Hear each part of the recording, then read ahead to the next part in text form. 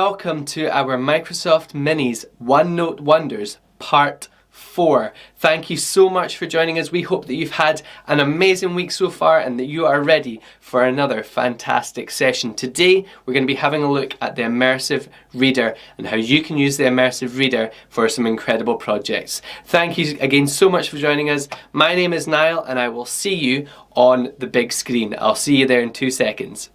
Okay, so here we are on Office 365 and on the left hand side, same as every single day, we're going to go to the N for OneNote. So once I click on the N, you will see that we are now on OneNote and I can go to Recent and I will see that recently I've been working on My Skills and Yours Journey.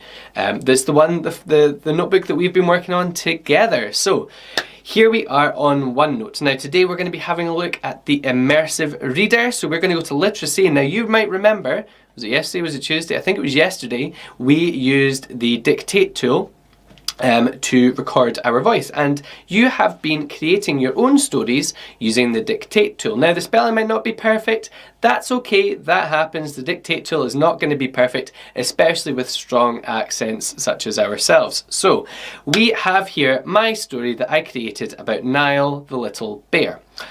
But you know what, I'm finding reading a wee bit tricky today. I've read 3 books this morning, I read another 4 this afternoon. It's the end of the day and I'm just needing a wee bit of help looking at this story. So I'm going to use the Immersive Reader to support me. So what I'm going to do is I'm going to find the story that I want read out to me, and then I'm going to go to View up at the top and I'm going to click on Immersive Reader. Okay? So what that's going to do is it's going to open up the Immersive Reader for me. Now if we've not gone through this before with yourselves, the Immersive Reader is an incredible tool, one of my favourite things on all the Microsoft softwares that's out there. The Immersive Reader has the options to help you with your reading, to put in overlays, to get it to play back to you, to translate. It is phenomenal. Trust me. Okay, so here is our story.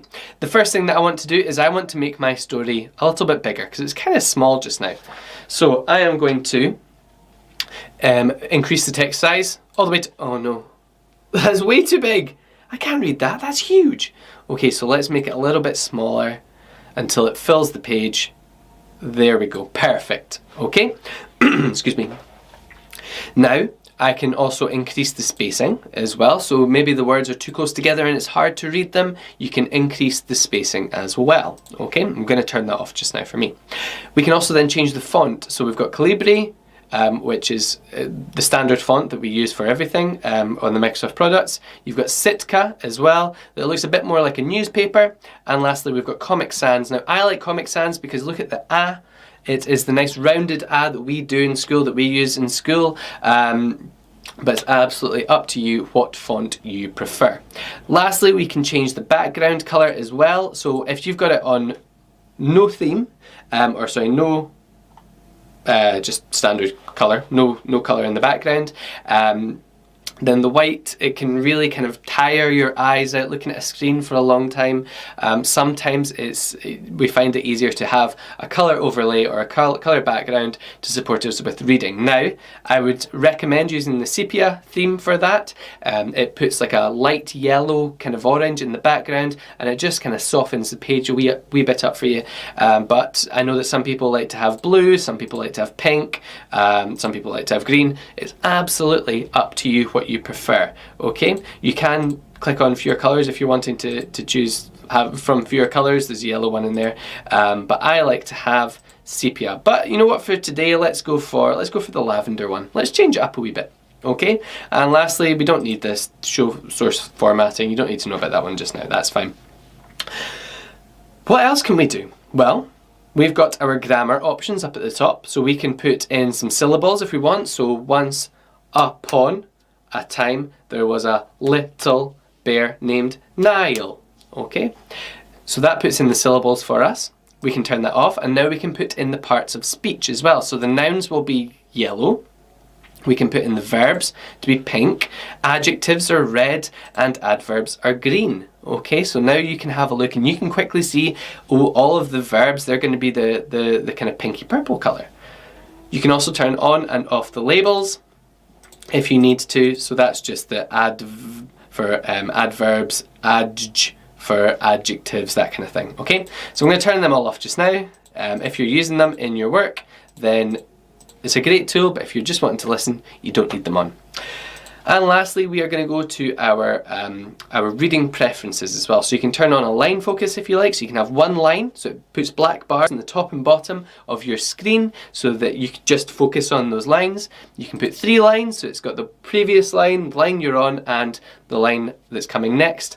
And lastly, you can show 5 lines, but I've not got 5 full lines there on my text, so it's not giving me that option. Okay, so I'm going to turn that off there. We want this, always keep it on. The picture dictionary is a fantastic tool, and it's actually made using Boardmaker. So it's the kind of things that we use for visual timetables. Keep this on, because now if I click on the word bear, it's going to give me a picture of a bear. Okay, so if you come across any words that you don't know what they are, then we can use the picture dictionary to tell us, or to give us clues anyway as to what they are. Okay, so watermelons, there we go, we get a picture of watermelons. And lastly, if you need to translate your document, then you can do that here as well. We will do that after we've listened to it first. Okay, so let's listen to our story. I'm going to click on the top word so that I know that that's where it's going to start, and the computer knows to start there. Once upon a time, there was a little bear named Neil. The bear loved to eat watermelons, but the shops ran out of watermelons. The little bear did not know what to do. Oh no! Now, I found that a little bit fast to listen to, so I'm going to click on the voice settings in the corner, and I'm going to make that a little bit slower there. I'm also going to change it to another voice type there, the female voice type, and let's listen again. Once upon a time, there was a little bear named Neil. Oh no! It's too slow now, so let's put it really fast. Let's see what it sounds like. You ready? Once upon a time, there was a little bear named Neil. The bear loved to eat watermelons, but the shops ran out of watermelons. Too The little fast! bear did not know what to do. Too fast for me. I think I'm going to go with 1. Perfect. Let's listen back. Once upon a time, there was a little bear named Neil. Fantastic. Perfect. So now I can listen to my story and I can have that read out back to me. Now, remember me saying about changing the language? I can go to translate and I can change it to whatever language you are studying in class. So French, France, the French language from France, and we can change it either by words. So that's when I click on a word, so their time is this word here, fois. Fois. Okay, and we can listen back to that if we need to.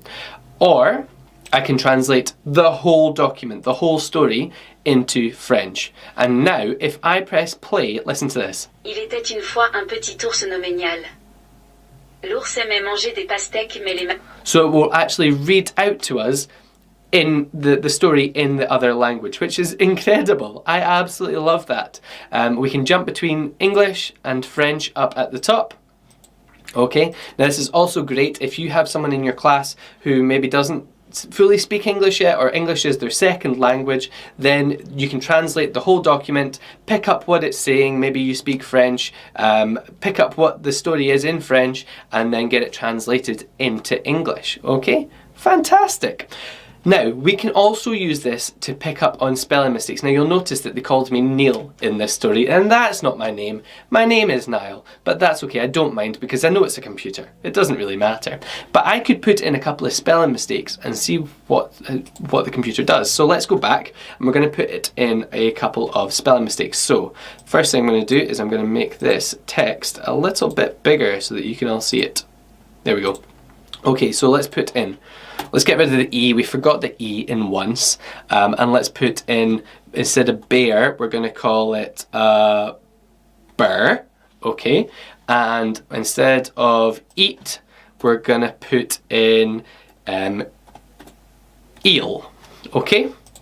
So let's see what it does now. So we go to View, we go to Immersive Reader, and let's listen back and see if we can pick up on those 3 spelling mistakes. You ready? Once upon a time, there was a little bear named Neil. The bear loved to eat watermelons. What? Onk? This word here, onk, that's not once. We know there's a spelling mistake in there. There was a little burr. It's a bear. Oh, spelling mistake in there. And lastly, we've got the bear loved to eel watermelons. No, the bear loved to eat watermelons. So let's go back and make those changes. So once, there was a little bear. The bear loved to eat watermelons. Now that I've made those changes, I can go back to the Immersive Reader and listen back to the story. Once upon a time, there was a little bear named Neil. The bear loved to eat watermelons, but the shops ran out of watermelons. The little bear did not know what to do. Perfect. Okay, so what do I want you to do now? Well, I would love you to open up your Office 365, go to OneNote, go to My Skills and Your Journey. Within there, the other day, I think it was yesterday, you were recording a story using your voice. So I would love you to go to literacy, and I would love you to find a story that you've recorded or a story that you've written before, any piece of text, it doesn't matter. And I would love you to go to the Immersive Reader and play around with the settings, find out what works for you, listen back to your story, listen out for spelling mistakes, change the language to another language, listen to how that sounds, change all the settings, change all the background colours, play around with the Immersive Reader, okay, and get the settings perfect for you so that when it comes to your work tomorrow or later on in the day, you can use the Immersive Reader to support you straight away. Okay, so you've got 10 minutes to open up any of your stories that you've already created in OneNote. Use the Immersive Reader, which is under, I'll go back, View and then Immersive Reader on the top left, and listen back to those stories, sorting out your settings. Okay, 10 minutes, on you go.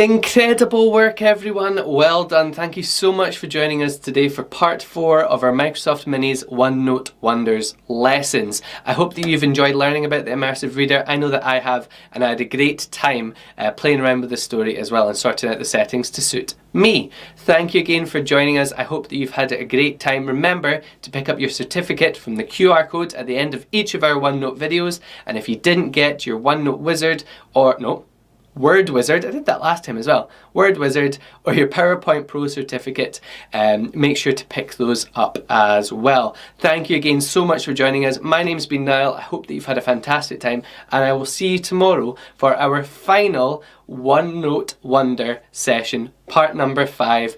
Thank you for joining us. I'll see you there. Bye!